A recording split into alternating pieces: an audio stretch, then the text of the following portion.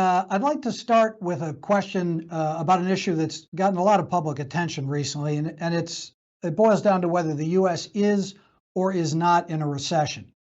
And on the one hand, we've learned recently that the economy has now been shrinking for 2 consecutive quarters, which meets one conventional test of recession. On the other hand, Fed Chair Jerome Powell says he doesn't think we're in a recession. And the quasi-official body that will ultimately make the call on this, the National Bureau of Economic Research, will look at several data points, not just output or GDP. So I'm curious, where do you come down? Are we in a recession or are we not? And how much of a difference does it make to Fed policymaking? So I don't believe we're in a recession. I think the MBER looks at a number of criteria, as you mentioned. Certainly activity has slowed, and you're right, the GDP report showed negative growth for 2 quarters in a row, but you have to actually look at the composition of that growth to discern what parts of the economy are slowing.